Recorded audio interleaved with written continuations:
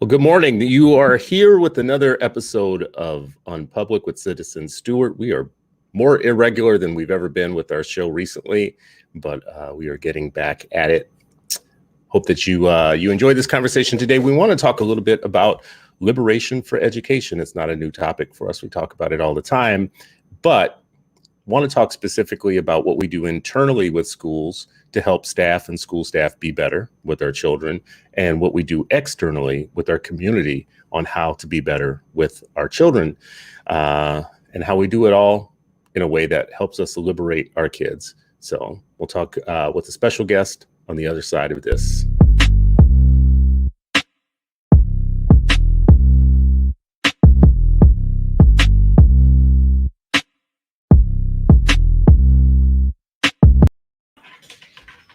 Good morning. We are on UnPublic, where we learn in peace. And this morning, our guest is Bobby Morgan from Liberation Lab, here to talk about what we can do to help schools improve with our students, and how we on the outside of schools can also play an active role, use our agency in producing better education for our kids. Bobby, good morning. Good morning. How are you? You know, I'm trying to make it happen every day. You know, there's a debate or a question that is on my mind, and I go to bed every night thinking about it, wake up every morning thinking about it. What's going to be the breakthrough for our kids? We've talked about the problem for years. And when I say the problem is America's not educating 8 million Black children. Yeah. One of the wealthiest countries in the world. We spend $500 for hammers in the military that they don't want, trillions of dollars for planes that they don't need. But somehow we can't get kids reading on grade level. It's a mystery to me. So what are your thoughts? Tell me a little bit about Liberation Lab, the work that you're doing. How did it start? What made you actually key in on this problem and start working on it? Yeah. So first, let me just say publicly, I thank you so much for the opportunity to be here and to share with you.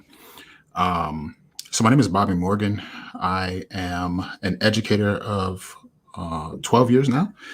I started out in Camden, New Jersey, which is, been voted one of the poorest places in the nation. It was there that really kind of transformed my thinking in terms of how I arrived to founding Liberation Lab. So as I started there, this was my first year in education. I was handed a book called Teach Like a Champion. And in that book, I was handed a whole bunch of teaching pedagogy, strategies, and the like that really made me hyper-focused on student behavior. So I learned maybe a year in that even though I really wanted our kids that look like me, to have a better life, to be educated, and to show their brilliance to a world that doesn't seem to have place for it, that I was actually a conduit of oppression. I told them how to acquiesce all of who they are to be more palatably Black. And so I had a lot of unlearning to do, had a lot of unpacking to do. And it was over the course of maybe the next 3 years of just a lot of internal work. My understandings of, my identity and who I am, and how we really empower our kids, right? So what I will say to summarize is I was taught how to be the quote answer for the problem of Blackness. But what I needed to be was a conduit of empowering our kids to be their best selves and to show their brilliance every single day. Let me ask, let's back up in that, because you said a lot there. I want to unpack a few things. Okay. So let's talk about your own identity when you come into education. Many people come into education kind of young. People of color come into education young, and depending on what door you come into education through, you might have a lot of unlearning or learning to do, like when you get through that door. So just tell me a little bit about your process for unpacking your own education, your own life, your own culture, and then you're put in this position where you're, somebody else's, seeing eye teacher. Yeah. And you're also this sounds very complex to me. It Yeah. sounds like you're dealing with a lot at that moment. It was so you think about like just educational experience for me personally, I can count on my hand how many African American teachers I've had, how many black teachers I've had. Mm-hmm. So in third grade, it was Miss Parham. In fifth grade, it was Miss Capers. And then I saw Mr. Tyler down the hallway, even though he was never my teacher. Mm-hmm. So when we talk about black male educators, 2% of the teaching force, right? That's a rounded figure there. and I never saw people that looked like me in spaces that educated people like me. And so I bring all of that to who I am as an educator at first starting out, because all I ever saw was white people teach. Mm-hmm. So when I get to Camden, there were a lot of things that I had to unpack. For example, I bought into the myth of the meritocracy, that if you just work harder, you're going to achieve the results that really at its core, there was a belief in my framework that said that we have to be deficient in some way, that we're not working hard enough, that we're not, attacking, our issues in our communities and all these different things, right? Like I bought into those things because I was taught to view them that way. And it wasn't until I actually saw the students at Camden, like they were some of the smartest, most brilliant, hardest working students I've ever had in my career. And I mean, like to this day. And yet they had to work through so much to even show up. And so, I mean, unpacking from the myth of the meritocracy. Unpacking means understanding that there were things that I was taught, even from my family, that I needed to unlearn in terms of how to really empower children to be the best selves. It's interesting. So when you show up at that moment, though, at school, mm-hmm. like a lot of people of color do, you have to be asking yourself, how did I get here, for one? So I like to remind people that a college degree is a minority of the population. College degree people are a minority of the American population. Now they're becoming a bigger portion of the American population, but of people of color, it's even a smaller population that has a college degree, for instance. So if you are an educator and you're a person of color, it means that you have made it in some ways through the college apparatus, right? So you've made it there. And in some ways you are the example then of like having made it. Now, I don't know if many people watching this morning are to be saying, listen, because I got a BA did not mean I made it, like I made it, whatever. But in the, for me growing up, I'll give you a for instance with my grandmother. My grandmother would introduce all the people in a house to people, and she'd be like, and that's my cousin so-and-so, and he worked for the post office. That's my cousin so-and-so. He worked at the Superdome. That's my cousin so-and-so. He a janitor. That's blah, blah, blah. And then she would get to my cousin Nathaniel and say something like, now Nathaniel went to college, right? That was its own designation. Like it didn't matter what he went for. It was its own designation out of everything. So she would mention all these people with good jobs, but then she would mention this dude as, so there was a sense of having made it. You did well, So we have lots of people of color who challenge the hierarchy, the meritocracy and all that stuff when they come into these roles. But in a way, they stand as the example for these kids of what making it looks like. I mean, how do you square the idea that you challenge merit at the same time you're there because of merit? No one like gave you that role. Like you actually had to earn it to get there.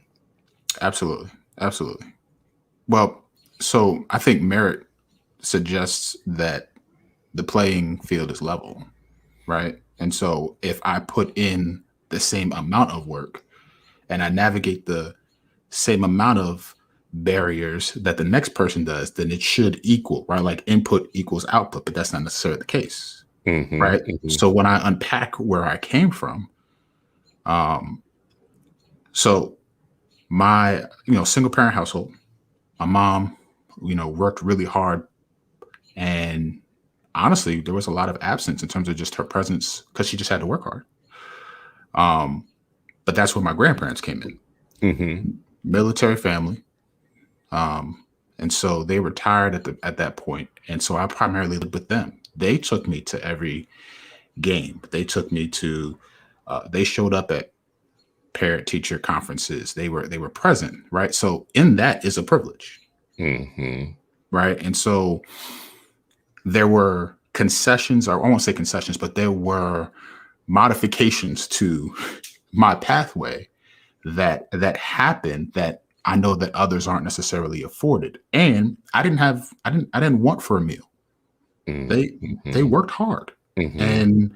and they were in retirement. So for them, there was a steady flow of income where they could provide.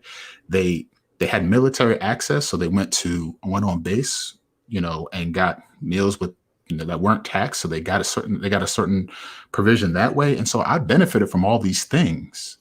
That's not to say that I didn't have hardships that I had to overcome, but it is to say that my lane that I ran in had less hurdles to get through than, say, some other folks that look like me.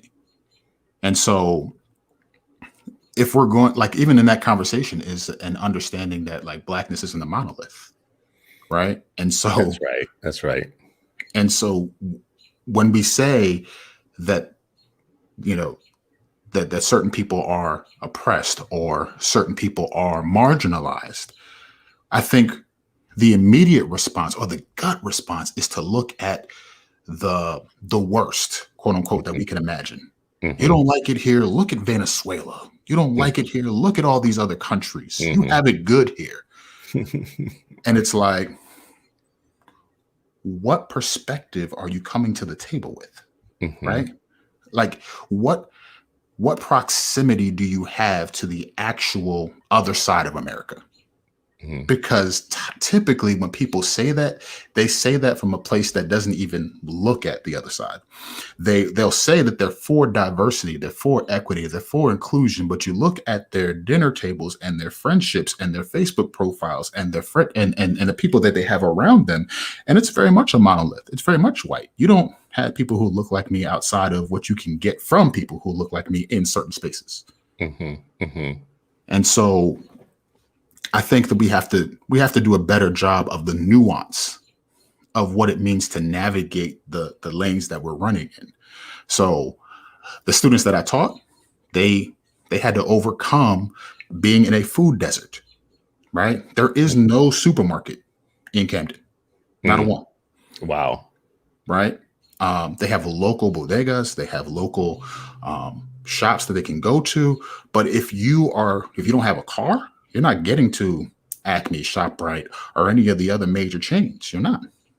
And so they have to navigate that. And then they come to a school where they're being provided meals that aren't necessarily the healthiest, but they're cheaper, even though they get paid that much money. So I'm going to stop right there because I know you want to jump in. Well, I just want to stop on that one point because you just hit, I get triggered at different points in my life. What we feed children in schools is atrocious. Absolutely. It's not what a first world nation would feed their kids. I wish I had the pictures available to me on my laptop right now, because I have literal physical pictures that I took to use every time somebody brings this up. I put it in social media and everywhere. Mm-hmm. They are being fed processed garbage, cancerous processed foods, still processed cheese, processed meats, breads with all kinds of chemicals in them to keep them fresh for longer, sugar, just a plate full of fat and diabetes and whatnot, all on a plate. And you think, this is how we feed our kids. This says everything. Anyways, I'm sorry. That was my trigger. So I'm going to get back to the conversation now. But, I want to ask. If I might, real quickly. Go ahead. Yeah, go ahead. To your point, at the time when I first started working in Camden, the school districts were awarded over $27,000 per kid to educate them that year. And so what we had in Camden wasn't a problem of economics. Mm-hmm. What we had in Camden was a problem of priority. Mm-hmm. We didn't really care. Mm-hmm. The people who were leading didn't care. And it was adherence to control, to power, and to just doing the bare minimum so I could pocket the dividends. And you know, I love that you say dividends, because this is a machine and it's a system, and New Jersey it has the best funding system in the country in terms of, like, you know, suing the state, putting the state on the hook for making sure that they fully fund education to the greatest extent possible. Mm-hmm. But what people don't pay attention to is that when I say that Black children are the new cotton and that everybody wants to harvest them for their per pupil income, when I say that, I am like looking at schools as old plantation systems where the people working on those systems are benefiting from the kids coming through the door. So when somebody like New Jersey puts a lot more money on the table, we don't talk about how much of that money evaporates in the middle class of the school system before it even gets to the kids. It's not like the kids the next day are waking up with brand new basketball hoops and brand new classrooms and HVAC systems that can clean out their school. It's not like all that's happening for the kid right away. What's happening is that's getting soaked up in that middle class that lords over the plantation system within. And like, listen, Camden, Newark, other places like that, when I've talked to locals, there are people that have so much heat for anything reform oriented coming in. Oh, we hate the charter schools. We hate Teach for America. We hate this. We hate that, whatever. Listen, there is a valid critique to be had for any of that. Absolutely. But if you are never turning your valid critique on your own people who have been lording over a system for decades. Yes, sir. And we have had people of color living nice middle-class lifestyles off of the misery of the children that are in their care. And I just want to like keep driving a point home that people on my show have listened and heard me say this before, but until it is fixed, I'm going to keep saying it. On top of everything I just said, your children being a commodity to the middle class, a misery commodity to the middle class, like the modern version of crack for that middle class of people that are just like living like drug lords off of our children's misery and their inability to have a bright future. On top of all of that, they have their pensions invested in private prisons and child detention centers. On top of making sure that they get paid whether you learn or not, that they can have generations of kids come out not being prepared for a ruthlessly cold economic world. Like on top of all of that, they also have a backstop where they're going to retire on your misery, because we know prisons are loaded up with what? People who suffer illiteracy or functional illiteracy, right? Absolutely. So when we talk about school to prison pipeline, there is no two.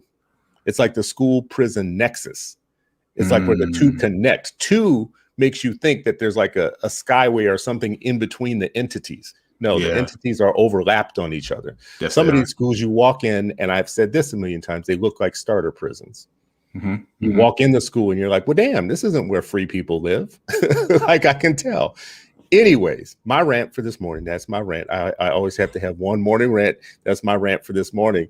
But I want to back up to something that you said, because you're going to have insight on it, which is you come in as a person of color into education, and you have a orthodoxy that you're working with. You mentioned Teach Like a Champion, and there's like other orthodoxies that go along with Teach Like a Champion, or these books that people get, or these, I would also like to preface that. I would like to preface that by saying these are my thoughts and my opinions. I don't want it to get shit, but like for me, say it how you want to say it, brother. Okay.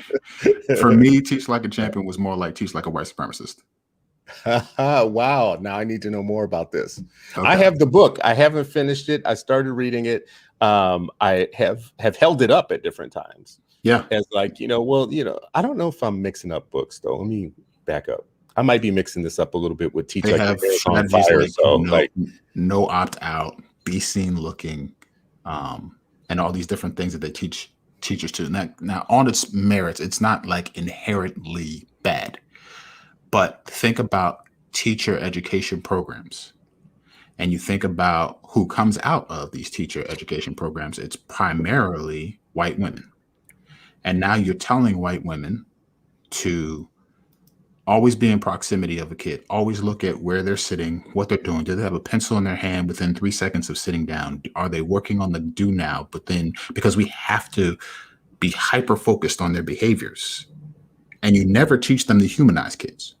You never teach them to understand that there is a motive behind that. All behavior is a communication, and if you're taught to listen, then you know what the kid is saying without them even saying a word. Mm-hmm.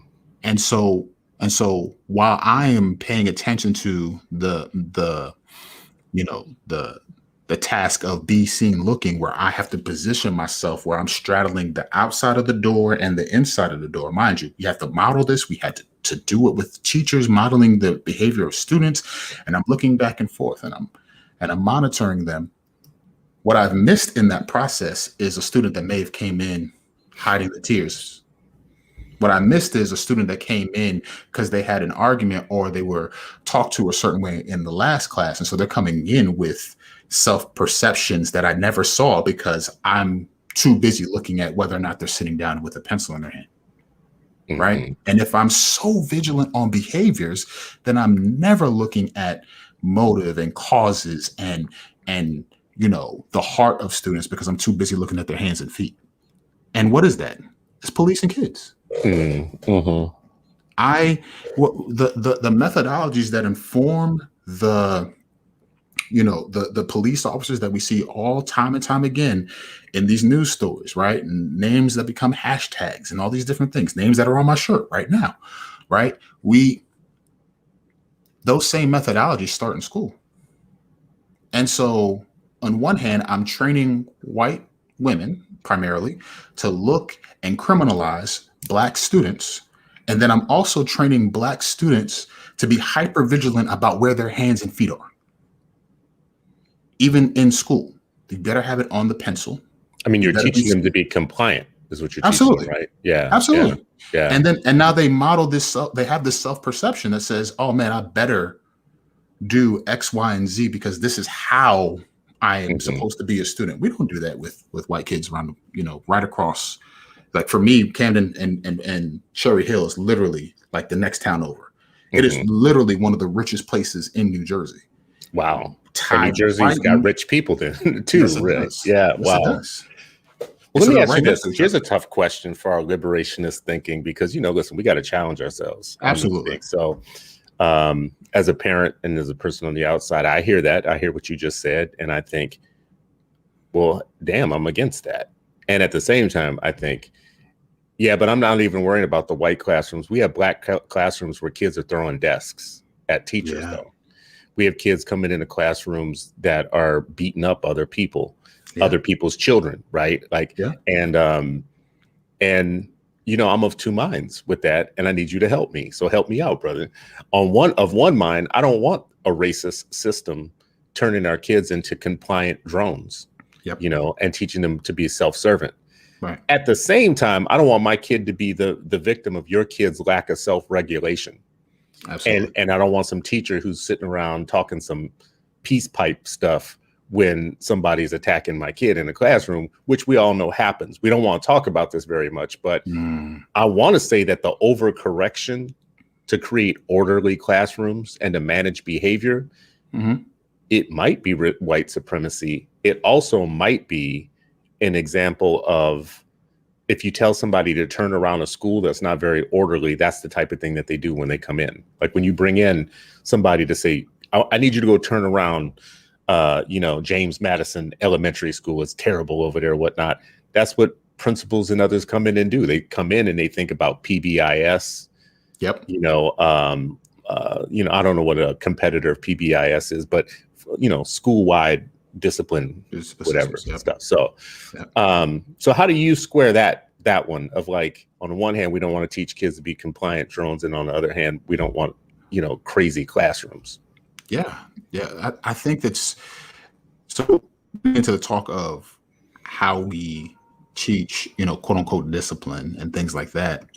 Well, I think two things. One, I don't want to be guilty of doing what I see some of my more conservative counterparts doing, and that is, when faced with something that you need to own manage, talk about, and deliver answers to, you say, well, what about this? The whataboutism, right? I'm not that guy. So when I hear that, I think that is a natural and understandable response to stuff that is happening. I also think that it is not mutually exclusive that one could empower kids and still hold them accountable. I think what we often hear with, an overvigilance on behaviors is, oh, well, you're not going to hold them accountable. You're not going to, make sure a student is a student, or all these different things. And it's like, no, those two things aren't mutually exclusive. It's the how that matters. So I would say two things. One, I'm a big proponent of restorative justice, right? I'm a big proponent of, and to Ms. Johnson's point, I'm a big proponent of order, but order does not look the same depending on where kids are, right? And so I think that when we talk about restorative discipline, I don't want just carrot and stick discipline, right? The carrot lures the rabbit into the hole, they fall in, that's it. The stick scares the rabbit into the hole for protection, but neither teach the rabbit that the hole is where the home is, right? They don't ever teach the rabbit to get there. And so we treat kids the same way. What I want to do is to empower students to understand how their choices and how the things that they want in life are tied to certain behaviors, and empower them to make those choices, right? And so if a student, for example, this happened at a school that I worked at, if a student gets angry at some consequence or some interaction with a teacher and they put a hole in the wall, well, they're going to stay after school and they're going to repair said wall, right? With the custodian or with whoever's handling that. And they have to think through, right? So you meet with that student. Who was harmed? First of all, what happened? Talk to me. Often kids will tell you a bunch of things that happened just by dialoguing with them, right? A bunch of things that started. Well, they said this is how I felt. I already came from class and this teacher was already saying X, Y, and Z to me, right? And so you get them to process that. And now you start to, within that process of them giving you their information, giving you what they felt, thought, and how they responded, tools necessary to begin that self-regulation. And I'm suggesting that this happens way back. I'm suggesting preschool. I'm suggesting elementary and leading all the way up through high school, so that that we're not doing this response, cut and paste, SEL, and all this other stuff that we're doing in response to stuff that we're seeing, but we're being proactive, right? And so what this does is now it presents the student with the opportunity to repair the harm that was done, right? Hold themselves accountable, right? And make it right on multiple angles. And then what if you do that all throughout a child's career? What does that do for them? I mean, who does it though? I guess my question about that one is, oftentimes you're talking about teachers who just being able to come in the classroom and do their lesson and teach efficiently, God fear if they ever teach effectively or whatnot, is all they can muster. Right. Like in a room full of kids sitting perfectly still, super ready to learn and whatnot. It's still all they can do to be effective as a teacher if they have great conditions. Right. Now you give them 2 kids that are an issue. It takes their effectiveness down. Don't give them 5 kids out of 25 or 30 that actually needs some sort of help. So then what I've seen in some districts is they have aides. Like in my district, I think we have a higher proportion of classroom aides to teachers that I've ever seen in my life. Like other districts would love to have what we have.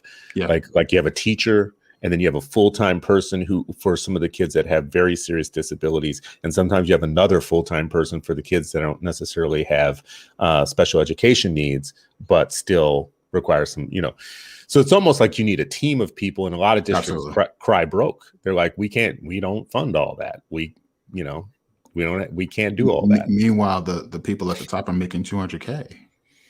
Right. And more. More. Like, yeah. And right? So it's 300-400K. Yeah. Right. And it's like, I'm not suggesting that people superintendents who are doing, major work or doing whatever shouldn't be paid. But what I am Mm-hmm. saying is where are our priorities in this funding strategy, Mm-hmm. right? Mm-hmm. And so we say we're for student outcomes, but why aren't there more counselors in school? Mm-hmm. Why aren't there more services for students with disabilities? Why aren't there more inclusive classrooms? Why is it that I can go to a school and my English language learners are being taught by a white woman who's never spoken Spanish in her life? Mm-hmm. Well, Like, let why me does that ask you this happen? question because you mentioned your more conservative friends and what they would say. And I can hear them in my ear right now as you're talking. I can hear it. And I'm a libertarian. So I just like always put this out there. Me, myself, I actually don't want anybody telling me what to do, how to do it. I have a problem with authority. My hat says problem child. It is very much indicative of what my K-12 education was. This is in a nutshell. This is my K-12 education experience, right? As a parent, I've gotten more conservative with my kids than I would have been in my own life, previous right now. But let's work through some of the conservative stuff. To be poor or to be in a poor community in my lifetime never meant that you were a problem or that you had problems. It wasn't synonymous with mental illness or synonymous with it. It was synonymous with what you got paid on your paycheck. Absolutely. But it didn't tell you everything you needed. You couldn't conflate the two. You couldn't say because you're poor, you're dysfunctional in some way on purpose or whatever. Those two things, like there's as much dysfunction in the middle class in terms of families, in terms of bulimia, anorexia, suicide, alcoholism, domestic abuse, blah, blah. People don't talk about this, but oftentimes we talk about the middle class like it's this perfect valley of like great behavior and whatnot. Absolutely. Until you pull the sheet back a little bit, whatnot.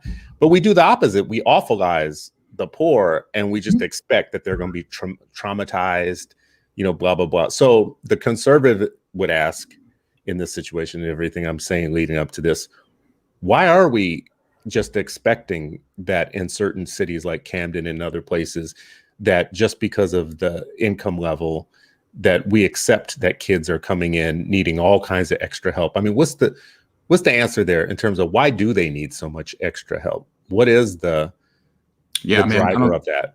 I don't think you can point to any one thing. I think it's a complete cluster of all kinds of things, right? So one is, yeah, absolutely, Ms. Johnson. I agree with that. I think that when we talk about diagnosing the issue, we're talking about the competencies of an educator as they come in.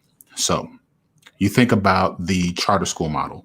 A lot of them have come into these inner city neighborhoods and they have said that, they're going to be the answer for the ills of the inner city.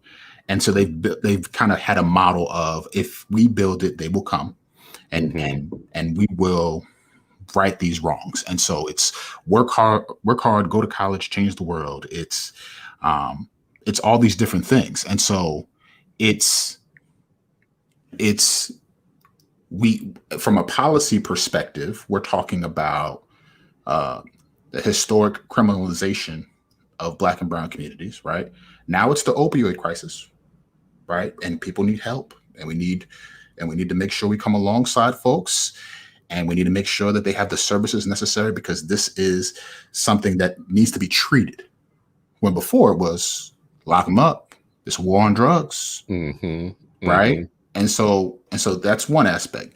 The second is just sheer economics, right? If I can do the same job the same way that my white counterparts can do, and I get paid less, and then I keep going down that trajectory, and we talk about the most educated people group is Black women. Yet we don't see them represented. We don't see them being paid the same. I think it's 73 cents. Last I checked, it could be different now, but we know they're not getting paid the same, right? There's an economic issue. So now we're talking about policy. We're talking about economics. We're talking about the ways in which, even like we talked about the food issue, right? That's been the same in Camden. It hasn't changed, right? And so all these factors come together. And now on top of that, we have ideologies. Teachers who come in are looking at the children like they're the problem. Mm-hmm. Mm-hmm. And so now I have to put blackness on trial. They have to perform a certain way, do a certain thing, and then I know that I can teach this child because they're one of the exceptional ones. And so it's almost like, say me and you were having a conversation, and a third person comes up after we've been talking for like an hour and tries to jump into that conversation and wants to pick up where we are after this hour. Well, you don't know all the stuff that happened prior to you getting here. Mm-hmm. And maybe, just maybe, you might try listening for a few before you open your mouth. Mm-hmm. Mm-hmm. And what a lot of people do, some of my conservative and some of my more liberal friends will do, is they step into the conversation and immediately open their mouth. It's like, well, wait a minute. Did you really diagnose the issue properly by listening, learning, and leaning in first? I'm gonna keep pushing you on this, Bobby. Please. Because this makes good conversation. Some of them are saying, y'all been talking about this for years. Yeah. Y'all been talking about this for years, especially in Black democratically run cities that are run by the Black bourgeoisie. Yeah. And the Black bourgeoisie has a great way of saying that they're for the Black proletariat year after year. I represent the proletariat. And anybody who's been inside their circles and their council rooms and their business meetings and their campaign meetings and all that realizes that the disconnect between the Black bourgeoisie and the Black proletariat couldn't be larger in these cities that they govern. So when a third party does come in to get in the conversation, they're like, wait a second, bro, this is my hustle. Yeah. You're getting in the middle of my hustle, right? Yeah. Right. You taking away my students. And I'm not picking a side here. I'm trying to be provocative on purpose because we should absolutely be. But I will say this much, right? Parents choose some of these schools that we say are so, bad in terms of their behavior focus, their achievement focus, and all that stuff. Yeah. And I wonder a little bit about that because to me, given a choice, some Black families in poor communities are choosing these particular schools, possibly not even for the academics, but in the same way that people choose Catholic schools, which is, that they're going to be more orderly, that your kids aren't going to be dealing with a bunch of chaos and craziness. And to be very honest with you, that's exactly what middle class people do when they move, when they buy houses or they go to Catholic schools or they go to the first ring suburbs. You just mentioned some area that's close by Camden that is very wealthy. Absolutely. I bet you there's a handful of Black families in that thing that the moment they made a little check, they moved right out there. I bet you. Well, absolutely. There may only be 5 of them, depending on the area. But yeah, I mean, I live maybe about 15 minutes from Camden in a neighboring town, right? And for me, it's this angst of I'm critiquing a system that I strongly believe should be critiqued. And I'm also trying to navigate that to have the best outcomes for my kids. Mm-hmm. Right. And so there's angst there.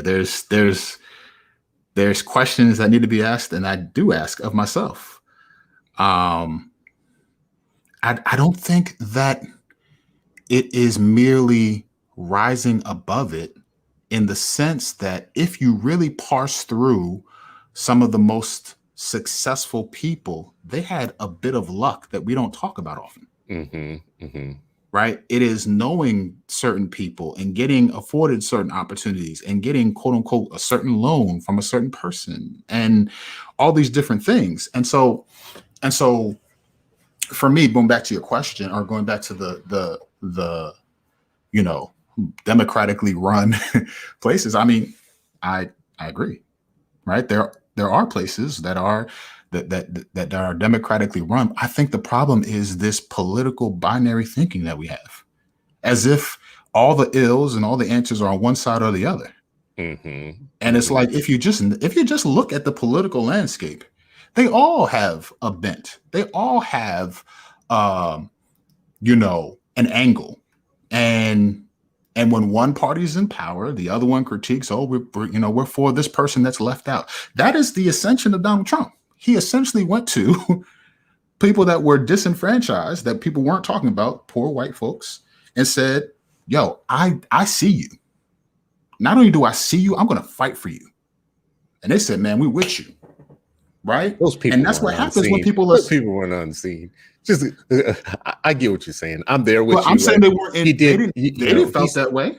Yeah, they felt like they were unseen. They felt like they were. That's all I'm saying. Yeah, but they come from a people that even when they own everything, including the whole House and Senate and White House or whatever, even when they own everything, all the CEO spots or whatnot, the people who are on the lower end of their race believe that they're still getting the short end of the stick in the United States. So he came along and he said exactly what they needed to say to them. You're right. Exactly right. You're right. That's all he did. Yeah. It's almost like the correct me if I'm wrong, I think it was King's Rebellion, right? Like when they started seeing poor whites unite with black folks, they said, oh shoot. That's right. We can't have this. Yeah. Let's give the poor whites something enough to stop them from uniting with black folks. Yeah. And we're seeing that continuously, rinse, wash, and repeat. Well, and Michelle Alexander in her book, The New Jim Crow, calls that the racial bargain. So poor white people took a racial bargain from rich white people, which is you will always be above the other people. And that's if you want to maintain that benefit, because that comes with benefits, always knowing as poor as you can be, you still going to be above the blacks and everybody else, whatever. So the whites told the other whites that, like, listen, we'll give you this status. That's a bargain. And they have both held up their end of that bargain. Absolutely. year over year. And we don't have the same bargain in our side. No. I still want to get back to now. If we really want to think about liberatory schools and liberatory education for black students. Yeah. I'm of the mind that it can't happen. It is not going to happen. I'm not saying that it can't. Can't's not the right word. Okay. I'm predicting it's not going to happen in bureaucratized, unionized, industrialized, mainstream, state-run, state-governed, state-sponsored systems that are connected to the same state that runs the courts and the police and the military and the FBI and COINTELPRO and the CIA, blah, blah, blah. Right? Keep going down the list. Like, we'd have to be a fool to believe that the system of education that is connected to all other systems of our oppression is somehow going to be our liberation, right? Now, that's hard for people to hear because people are so irrationally romantic about education in a way that they're not about the police and the courts and the other systems. They had prom, they had homecoming, they had their best friends, their first kiss, their the first time they ever cut school with other friends and it became a bonding experience. Yeah. They have now-laters. Some of y'all didn't have now-laters, but those who you did, right? Right. So it's a different romance that they're having with that system than they're having with the other systems of oppression. Yeah. How are we going to break through with a message that says liberatory education literally is about how you come out the other side of it? Are we coming out prepared for the world, able to fight for ourselves, able to defend ourselves intellectually, able to break down the game and the hustle that America's trying to run on us? Yeah. If we're not, it's not education. Agreed wholeheartedly, right? I think in order for it to be truly liberatory, then we got to look at the standards, right?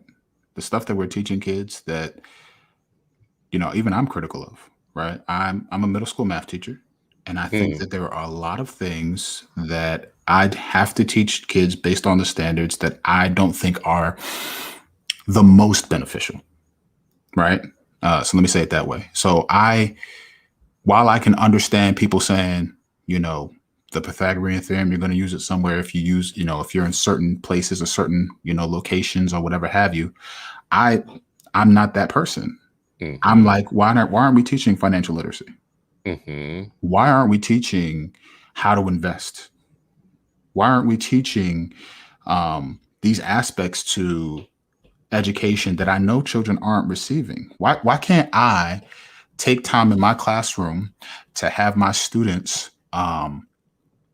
do paper trades, research companies, and over the course of, let's say, middle school, sixth to eighth grade, you manage this portfolio, and let's see how it grows over these 2 years based upon the research and the things that you've done, right? Why can't I have freedom to do that?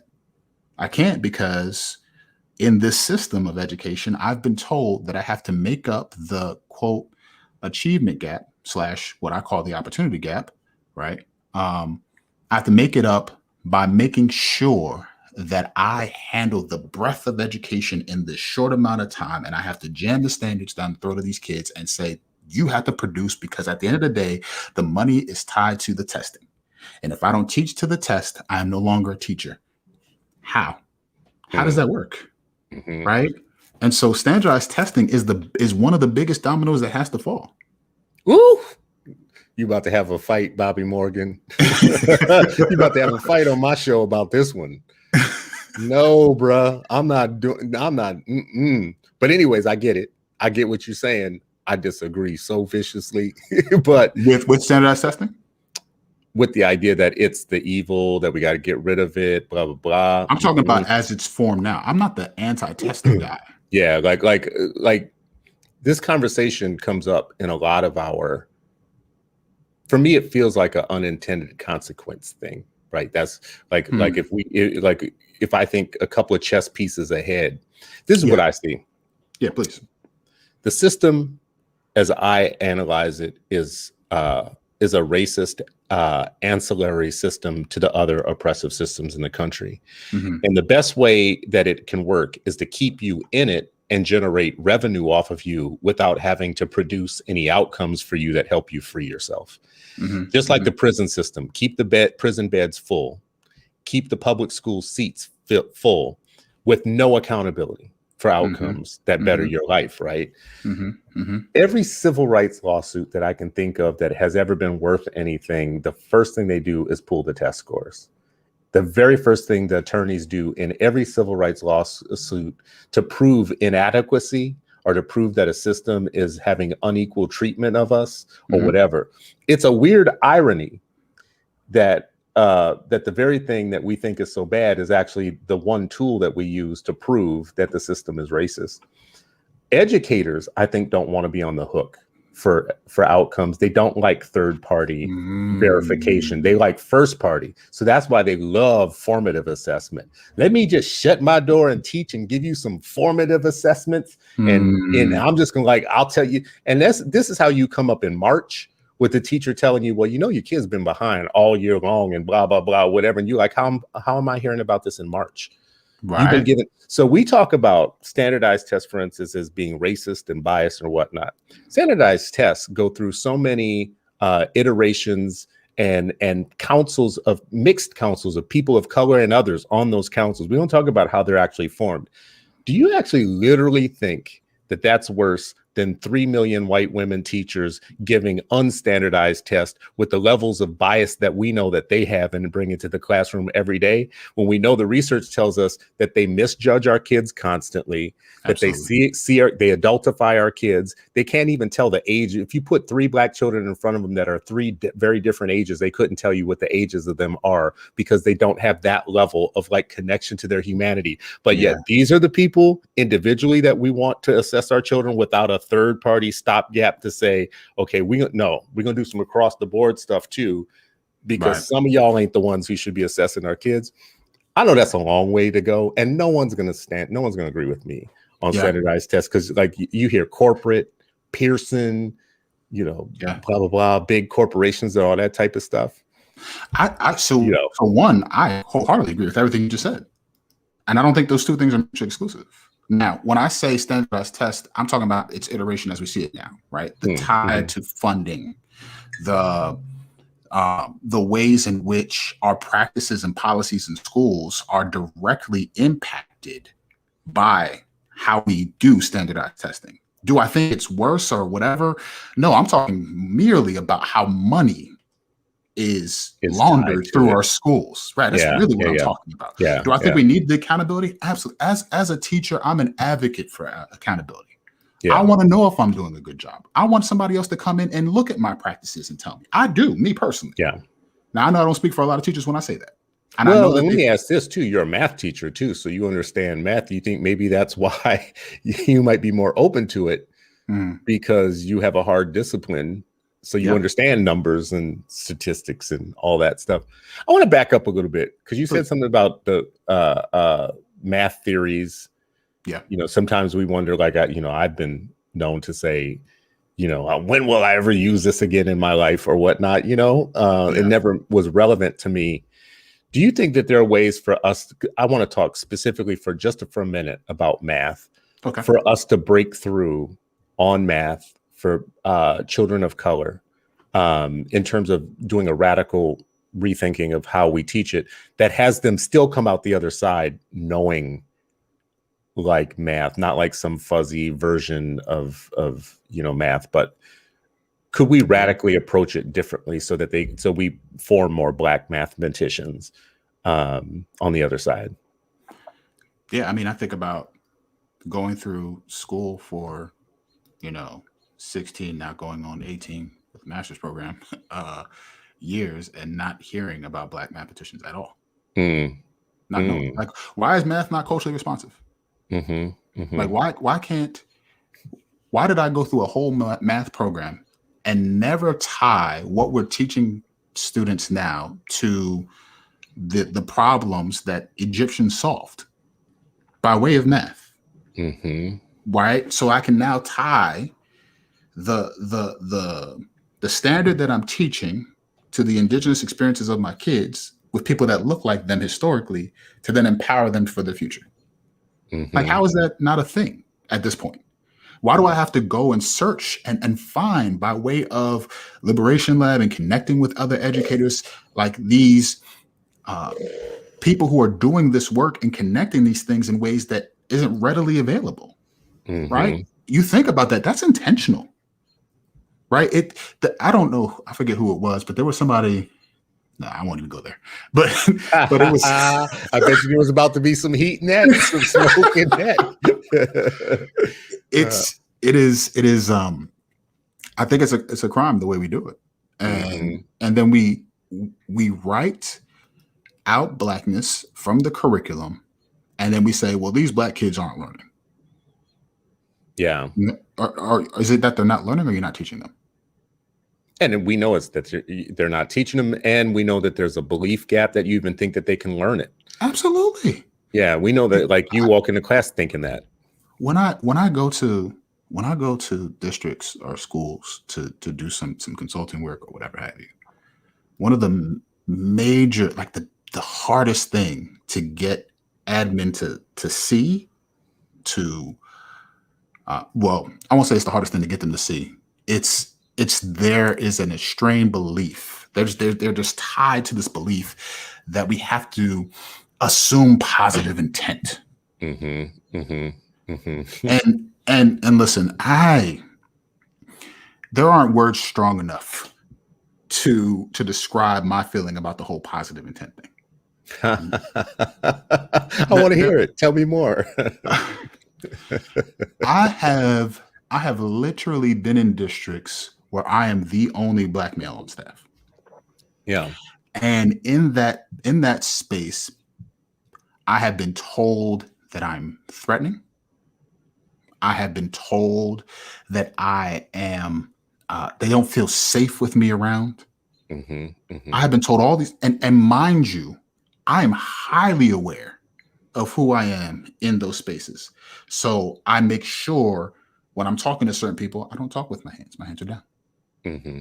I make sure that when I talk to people, the passion that I might have for a subject comes out like, well, I think that what should be happening in these instances because of, right? Like I monitor all those things. And yet and still, at the end of the day, somebody who is working hard for children in the school, who you see is having a positive effect on the children around, right? Statistically proven that my presence and the presence of people who look like me in schools is a big change agent in terms of how our students are performing. You look at that person and you say, I don't feel safe. I mean, I've had to have conferences with people in HR because they didn't feel safe. And when I say something about how that's racist, they say it's unprofessional. So forgive me. I don't know if it's free to do this on your show. I want to respect the house that I'm in, but damn your positive intent. The hell with your positive intent. Your positive intent has criminalized people that look like me and will continue to do so. For me, it's impact over intent any day. I mean, I think part of this is about who teachers are racially, demographically, gender-wise. America has a very strong affection and affiliation with the imperial mother, the white woman supreme, the white woman can do no wrong. This is how you have stories like Emmett Till's and all the other Emmett Tills in life, right? We have a history of this. The Birth of a Nation as a movie was literally founded on the belief that the savages were after the white woman, and it was, courageous white men that needed to stand up for the.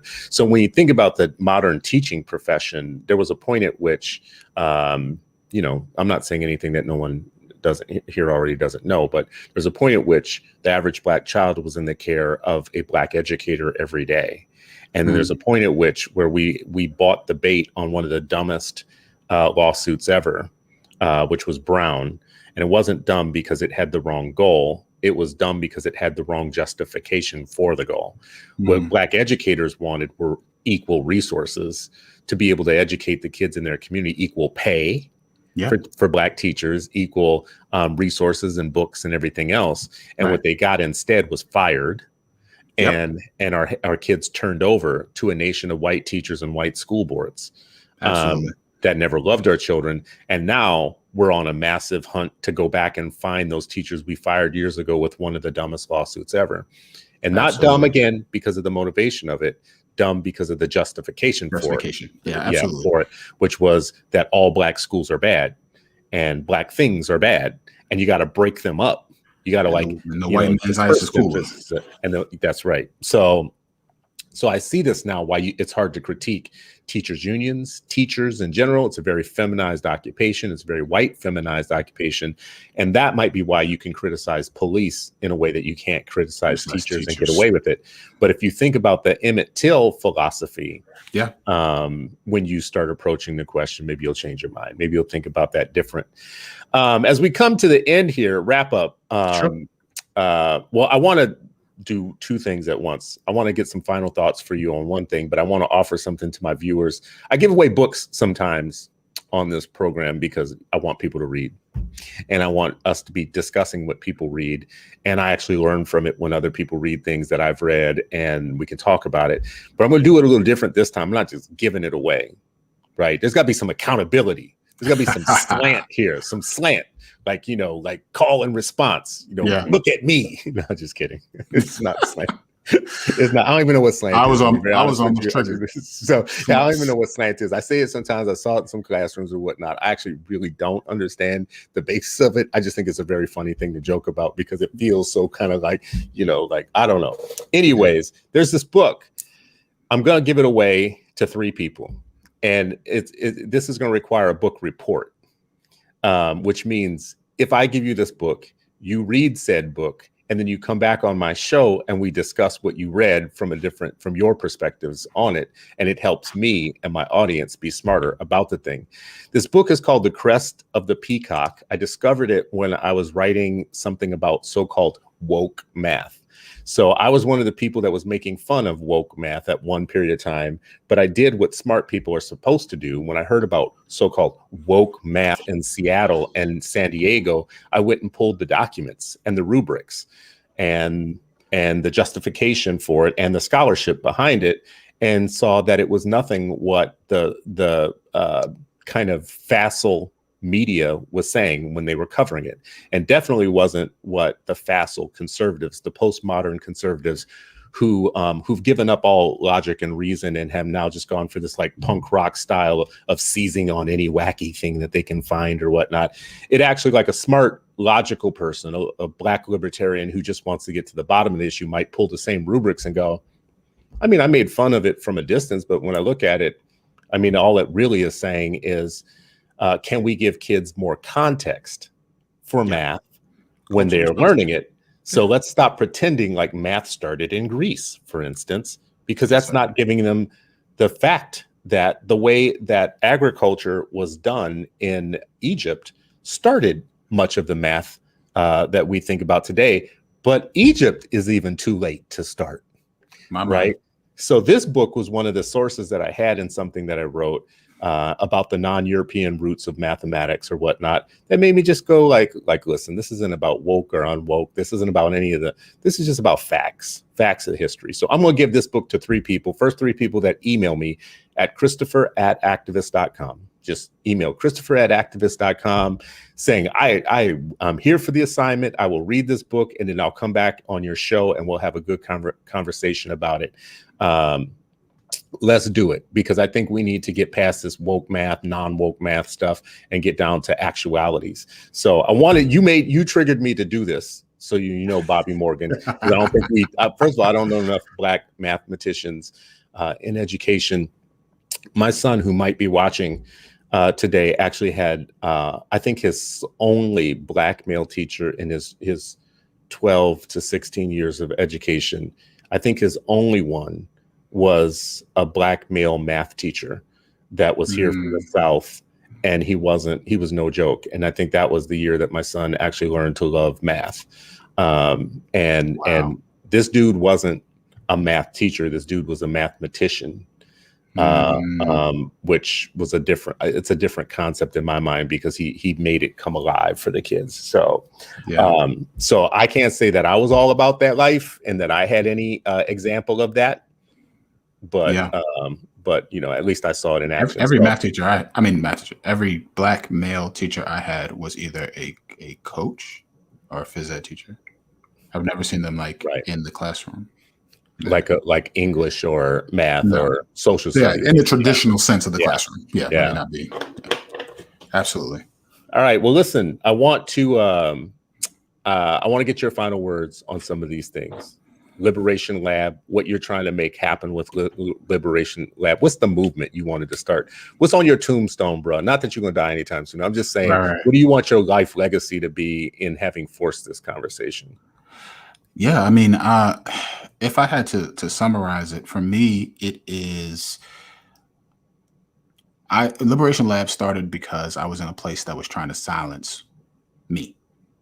And I had to create avenues where my voice could not be silenced. One, and that I realized that when I started talking to people outside of where I was present, or at least at that time located, people wanted to hear and agreed with some of the things, right? I think a couple of things I want to see happen. First, I say all the time that I started Liberation Lab to build internal and external accountability. When I say internal accountability, I mean that teachers can actually have a culturally responsive lens with which they tackle the classroom, abolitionist teaching, right?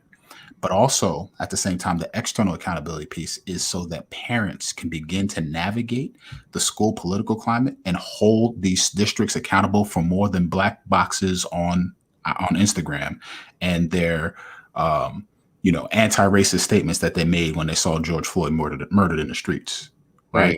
Mm-hmm. I want more than aspirations of equity.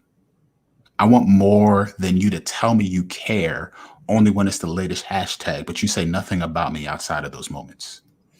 And so for me, I'm advocating for a way that I can see teachers and parents actually bridge the supposed divide between school and community and begin to chart a new path forward. And so I'm trying to forge that with Liberation Lab. Well, I appreciate you. I appreciate you actually for taking it on as life's work and being dedicated to it. And if you need any help, anything that we could do, if you want, tell our audience how they can find you, first of all, too. Yeah, if you were to go onto Instagram and search actually at Liberation Lab right here, you'll find me. You can search it on Facebook as well. The Liberation Lab, it'll pull up for you.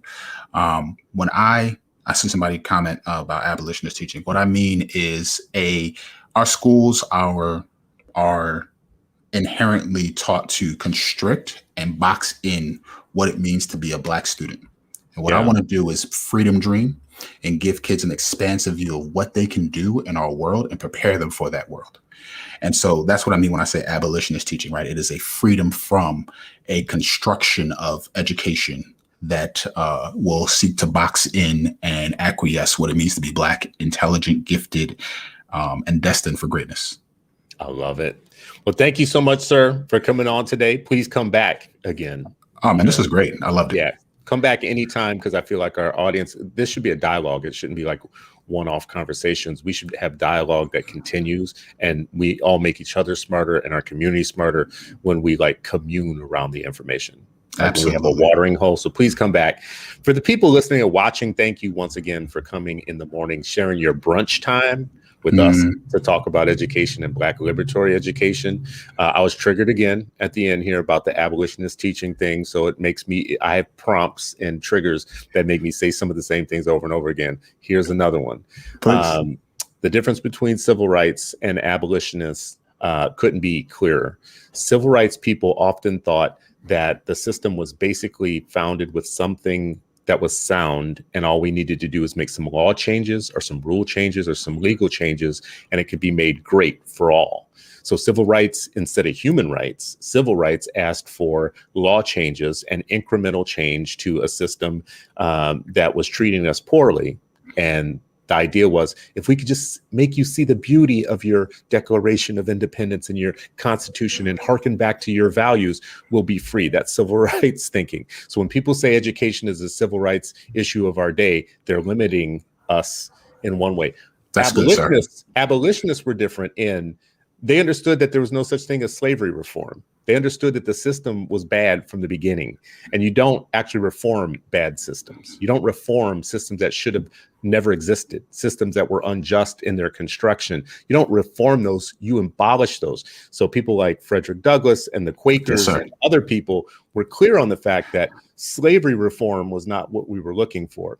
So today, when I hear educators say abolitionist teaching or abolitionism, I'm wondering if they're willing to go the full mile and say, the education system as constructed more than 150 years ago was never sound.